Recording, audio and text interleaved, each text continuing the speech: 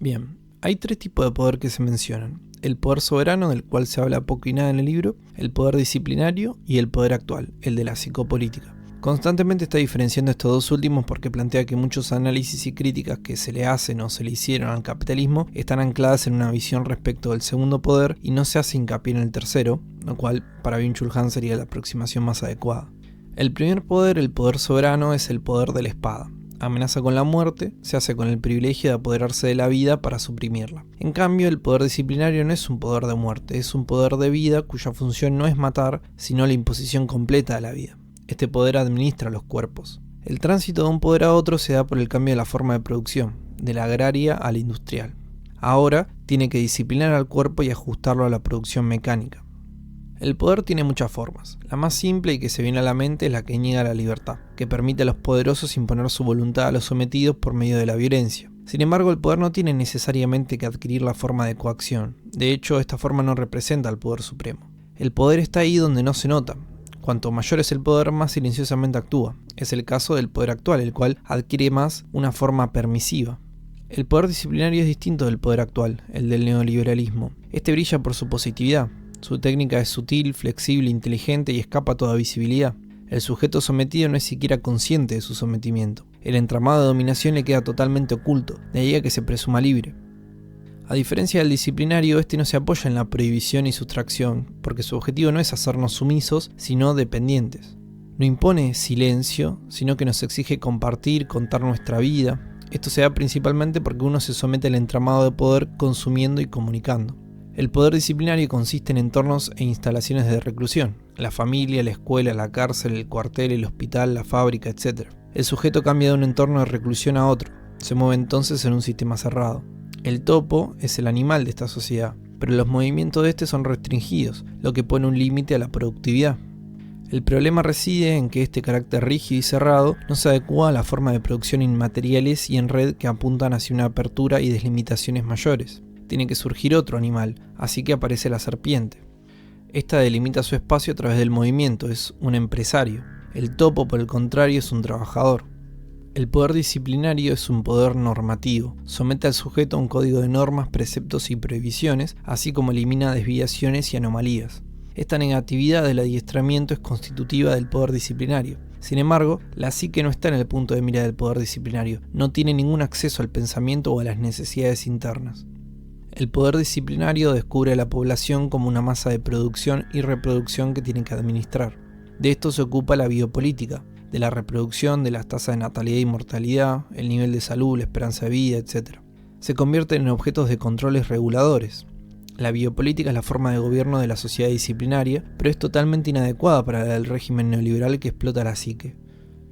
Después de vigilar y castigar, Foucault se dio cuenta de que la sociedad disciplinaria no reflejaba exactamente su tiempo. Por eso ya a finales de los 70 se ocupa de las formas de gobierno neoliberales. Sin embargo, el problema es que se aferra a los conceptos de población y biopolítica antes mencionados. Foucault no tiene del todo claro que estos conceptos como categorías genuinas de la sociedad disciplinaria sean ambas apropiadas para describir al régimen neoliberal. Así, no se termina realizando el giro a la psicopolítica, lo que para Byung-Chul Han hubiera sido necesario. Cree que era necesario porque el neoliberalismo como mutación del capitalismo ya no se ocupa principalmente de lo biológico o corporal, sino que descubre la psique como fuerza productiva. Esto se relaciona con la forma de producción actual que está determinada por formas de producción inmateriales e incorpóreas. No se producen objetos físicos sino objetos no físicos como informaciones y programas. El cuerpo ya no tiene lugar central en la cuestión de producción como lo tenía antes. Ahora, para incrementar la productividad no se superan las resistencias corporales, sino que se optimizan los procesos psíquicos y mentales. El disciplinamiento corporal cede ante la optimización mental. También a principios de la década del 80, Foucault se ocupa de las tecnologías del yo, que serían las prácticas sensatas y voluntarias por las cuales los hombres no solo se fijan reglas de conducta, sino que buscan también transformarse a sí mismos. El tema es que Foucault no ve ni que el régimen neoliberal de dominación acapara totalmente la tecnología del yo, ni que la permanente optimización propia en cuanto a técnica del yo neoliberal no es otra cosa que una eficiente forma de dominación y explotación. El sujeto de rendimiento neoliberal, ese, entre comillas, empresario de sí mismo, se explota de forma voluntaria y apasionada. Y ahora el autor trae 2 libros a la mesa para representar un poco más lo que quiere decir. El primero es La estrategia del shock y el segundo 1984, que requiere poca presentación. En el libro La estrategia del shock, Naomi Klein desarrolla una teoría conspirativa que tiene como protagonista al Dr. Shock, un psiquiatra que quería eliminar lo malo del cerebro por una terapia de shock. De esta manera formateaba y reescribía la mente. Este construyó un panóptico con cámaras de aislamiento en el que llevaba a cabo experimentos crueles con los reclusos. Las investigaciones del Dr. Shock estaban financiadas por la CIA y tuvieron lugar durante la Guerra Fría. Estas investigaciones estaban relacionadas con la lucha ideológica de la época y se basaban en la representación maniquea de lo bueno y lo malo. Lo malo debía ser erradicado, subsanado y sustituido por lo bueno. El segundo protagonista de la historia, el segundo Dr. Shock, es Milton Friedman, el teólogo del mercado. Klein hace una analogía entre ambos. Para Friedman, el estado social de shock tras una catástrofe es una oportunidad para la nueva impregnación neoliberal de la sociedad. El shock desarma a la sociedad hasta el punto de someterse voluntariamente a una reprogramación radical. La misión de Friedman, como la de Dr. Shock, se basaba en el sueño de regresar a un estado de salud natural donde todo estaba en equilibrio. Si Dr. Shock deseaba eliminar los patrones de la sociedad y devolverlas a un estado de capitalismo puro, purificada de toda interrupción, como pudiera ser las regulaciones del gobierno, las barreras arancelarias o los intereses de ciertos grupos, Friedman creía, al igual que el Dr. Shock, que cuando la economía estaba muy distorsionada, la única manera de alcanzar el estado previo era infligir deliberadamente dolorosos shocks. Solo una medicina amarga podía borrar todas las distorsiones y pautas perjudiciales. Sin embargo, lo que Naomi Klein no tiene en cuenta es que el shock es típico del poder disciplinario, no de la psicopolítica actual. Los electrochoques generan paralización y aniquilación de los contenidos psíquicos, la negatividad es su rasgo. En cambio, la psicopolítica neoliberal está dominada por su positividad, no emplea medicina amarga sino el me gusta, y con mucha atención toma nota de los anhelos, necesidades y deseos, en lugar de desimpregnarlos, los utiliza. A diferencia del Gran Hermano de Orwell, en este nuevo Gran Hermano, el de la psicopolítica, domina la apariencia de libertad y comunicación ilimitadas.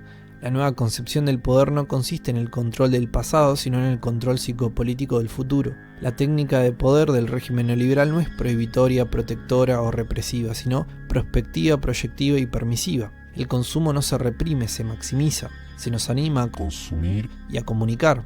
No se reprimen necesidades, se las estimula. En lugar de confesiones extraídas con tortura, existe un desnudamiento voluntario. El Gran Hermano bentamiano es invisible, pero está omnipresente en la cabeza de los reclusos. Lo han interiorizado. En el panóptico digital nadie se siente vigilado o amenazado. En el panóptico digital uno se siente libre.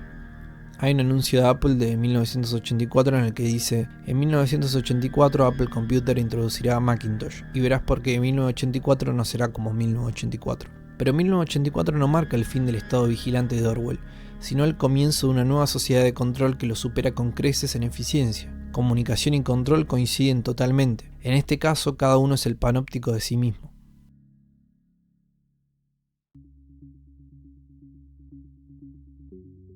El autor afirma que vivimos en una fase histórica especial en la que la libertad da lugar a coacciones. La libertad del poder hacer genera incluso más coacciones que el disciplinario deber. Fíjense cómo el poder hacer demuestra positividad, típico del poder actual, y el deber apunta más a la negatividad, típico del poder disciplinar. Pero lo que dice Byung-Chul Han es que el deber tiene un límite, en cambio el poder hacer no. Por lo tanto, la coacción del poder hacer resulta ilimitada. Este tipo de mentalidad tiene luego consecuencias como la depresión o el síndrome del burnout, ese estrés que genera el exceso de trabajo que termina desgastando a la persona. Y esto se vincula con el modelo actual del trabajador o llamado sujeto de rendimiento, el cual ahora es empresario de sí mismo. Este se pretende libre, pero en realidad es un esclavo. Es un esclavo absoluto en la medida en que, sin amo alguno, se explota a sí mismo de forma voluntaria. Ser libre para Byung-Chul Han significa realizarse mutuamente. En esto coincido porque existen dos tipos de libertad, una libertad de y una libertad para. El tema es que este sujeto neoliberal, empresario de sí mismo, no encuentra relaciones libres de cualquier finalidad, lo que en última instancia lleva a un aislamiento total. El que sí es libre en este sistema es el capital, el cual se reproduce relacionándose consigo mismo como otro capital a través de la competencia. La libertad del individuo en este caso se explota por el capital, degradado al ser humano a un órgano sexual del capital. La libertad individual, que hoy adopta una forma excesiva, no es otra cosa que el exceso de capital. Es interesante también el abordaje que hace sobre la lucha de clases, y es que hay dos transformaciones, del ciudadano en consumidor y del trabajador en empresario. El neoliberalismo convierte al ciudadano en consumidor. La libertad del primero cede ante la pasividad del segundo. No hay un interés real por la política o la configuración de la sociedad, sino que se reacciona de forma pasiva a la política con quejas, al igual que un consumidor con un producto que no le gusta. Los políticos, por esta lógica, se degradan a proveedores que los tienen que satisfacer como lo que son, es decir, como consumidores y no como ciudadanos. Si se le exige transparencia a los políticos no es por una iniciativa ciudadana, sino por el afán de un consumo pasivo que quiere convertir al político en objeto de escándalo. El neoliberalismo, como mutación del capitalismo, también convierte al trabajador en empresario. Hoy, cada trabajador se explota a sí mismo en su propia empresa. Uno es amo y esclavo en una persona. Es por esto que la lucha de clases pasa a ser una lucha consigo mismo. El punto clave es que Marx no concibe una autoexplotación sin clases. Esta hace imposible una revolución social, que descansa en la distinción entre explotadores y explotados. Y por este aislamiento que hablaba del sujeto del rendimiento, no se forma ningún nosotros político. Quien fracasa en la sociedad neoliberal del rendimiento se hace a sí mismo responsable y se avergüenza en lugar de poner en duda a la sociedad o al sistema. Si, como pensó Marx, la explotación fuese ajena, existe la posibilidad de que los explotadores se solidaricen y juntos se alcen contra el explotador. De ahí surge la dictadura del proletariado. La agresión en este caso no va contra los explotadores, sino contra nosotros mismos. De ahí a que no seamos revolucionarios, sino depresivos. Sin embargo, se ofrece una medicina para esta depresión. El management personal o el coaching prometen el crecimiento de la eficiencia sin límites. El punto no es solo explotar el tiempo de trabajo, sino toda la vida. Este imperativo de optimización personal sirve únicamente para el funcionamiento perfecto dentro del sistema. Los bloqueos, errores o debilidades tienen que ser eliminados terapéuticamente para incrementar la eficiencia y el rendimiento. La literatura de autoayuda tiene que eliminar toda debilidad funcional, todo bloqueo mental. Pero la permanente optimización personal, que coincide totalmente con la optimización del sistema, es destructiva, conduce a un colapso mental. La optimización personal se muestra en realidad como la autoexplotación total. El problema no se queda ahí en el colapso, sino que tiene otro punto, y es que sin negatividad la vida se atrofia hasta el ser muerto. Precisamente la negatividad mantiene a la vida en vida, porque una vida que consistiera únicamente de emociones positivas o vivencias óptimas no sería humana. Pero eso no es todo, se explota inclusive aún más la emoción, la cual es diferente del sentimiento. El sentimiento no es equivalente, no es idéntico a la emoción. El sentimiento tiene otra temporalidad, permite una duración. Las emociones, por el contrario, son más fugaces y breves que los sentimientos. La emoción es dinámica, situacional y performativa. El capitalismo de la emoción explota precisamente estas cualidades. El régimen neoliberal presupone las emociones como recursos para incrementar la productividad y el rendimiento. La emocionalidad corre paralela al sentimiento de libertad. Ser libre significa incluso dar paso a las emociones. El capitalismo de la emoción se sirve de la libertad. Se celebra la emoción como una expresión de la subjetividad libre. La objetividad, la generalidad, así como la permanencia, son distintivas de la racionalidad. Así, esta se opone a la emocionalidad, que es subjetiva, situacional y volátil. Las emociones surgen con los cambios de estado, con los cambios de percepción. La racionalidad, por el contrario, corre paralela a la duración, a la constancia y a la regularidad. Da preferencia a las relaciones estables. La economía neoliberal, en pos del incremento de la producción, destruye la continuidad y construye inestabilidad. Impulsa la emocionalización del proceso productivo. Asimismo, la aceleración de la comunicación favorece su emocionalización, ya que la racionalidad es más lenta que la emocionalidad. Lo clave es que el capitalismo de consumo introduce emociones para la compra y genera necesidades. En última instancia, hoy no consumimos cosas sino emociones.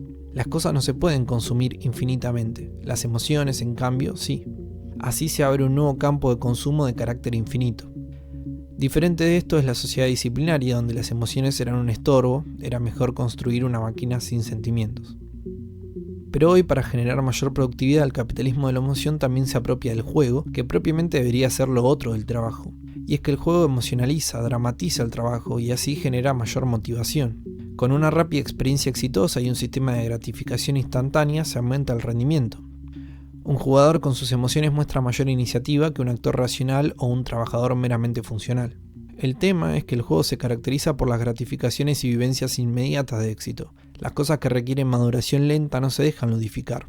Esta lógica impacta también en la comunicación, particularmente en la búsqueda del me gusta, amigos, seguidores, etc. Para Byung-Chul Han, nuestro futuro dependerá de que seamos capaces de servirnos de lo inservible más allá de la producción.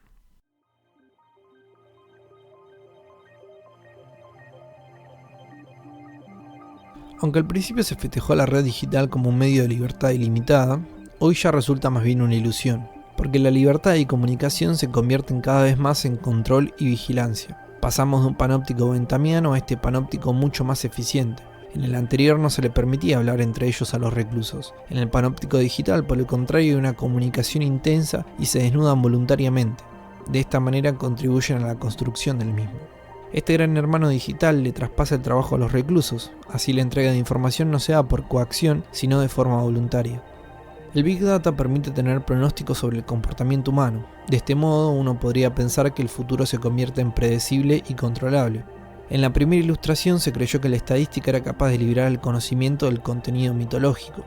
A la narración mitológica se le opone el conocimiento objetivo, fundamentado por números y movido por números. Sin embargo, la estadística no toma en consideración a los grandes hombres actuando en el escenario de la historia. Así, entonces, al igual que el Big Data, es en realidad ciego ante el futuro.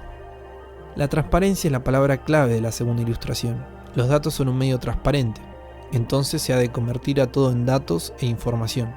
La teoría cae bajo sospecha. Cuando hay suficientes datos, la teoría sobra. Pero todo esto lleva a un totalitarismo digital. Por eso es necesaria una tercera ilustración que revele que esto es esclavitud. El ello es así y sustituye al porqué.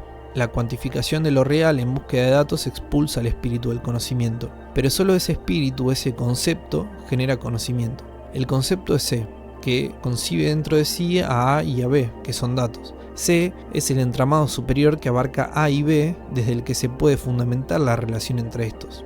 Así, A y B son momentos de un tercero superior. El Big Data deja que el espíritu se atrofie. La ciencia del espíritu movida solamente por datos ya no es en realidad una ciencia del espíritu. El conocimiento total de datos es un desconocimiento total en el grado cero del espíritu.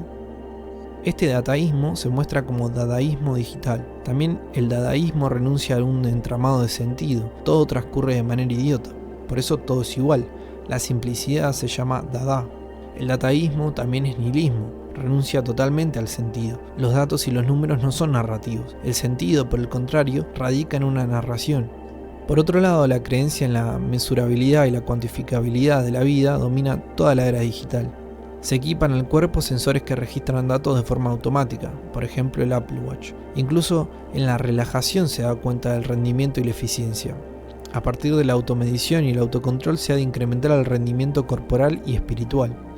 El problema es que la mera acumulación de datos no responde a la pregunta de ¿quién soy yo? Esto también es dadaísmo que busca descomponer al yo en datos y así vaciarlo de sentido. Pero los datos y números, por mucho que abarquen, no proporcionan el autoconocimiento. Los números no cuentan nada sobre el yo. La numeración no es una narración. El yo se debe a una narración. No contar, sino narrar, lleva al encuentro con uno mismo o al autoconocimiento. Lo que hay que tener en cuenta sobre el Big Data es que la óptica digital nos permite la vigilancia desde todos los ángulos. El sujeto en red digitalizado es un panóptico de sí mismo.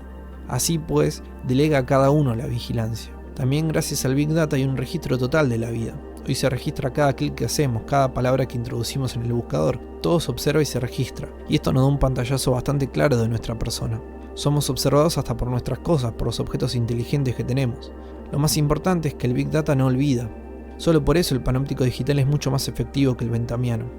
El problema es que así no existe el pasado, el cual es recuperable. La temporalidad de lo digital es propiamente de lo no muerto. Esto se usa por ejemplo en las elecciones de Estados Unidos, donde el data mining y el microtargeting recopilan miles de datos para recrear perfiles exactos y de esta manera dirigirse a los electores con mensajes personalizados para influirlos. De esta manera también el Big Data nos explota el inconsciente para su uso. Incluso puede acceder al inconsciente colectivo porque podría poner de manifiesto patrones de comportamiento colectivos de los que el individuo no es consciente. La psicopolítica entonces es capaz de apoderarse del comportamiento de las masas a un nivel que escapa de la conciencia. Lo interesante también es que estos datos se capitalizan y se comercializan por completo. Hoy se trata a los hombres y se comercializa con ellos como paquetes de datos susceptibles de ser explotados comercialmente. El estado vigilante y el mercado se fusionan.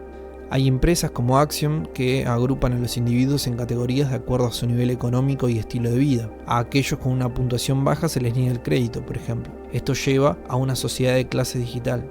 Este concepto me hizo acordar bastante al capítulo de Black Mirror, donde la protagonista, por una serie de eventos desafortunados, van perdiendo créditos y con ello el acceso a servicios y al estatus que tiene en la sociedad, los cuales significan el mundo para ella.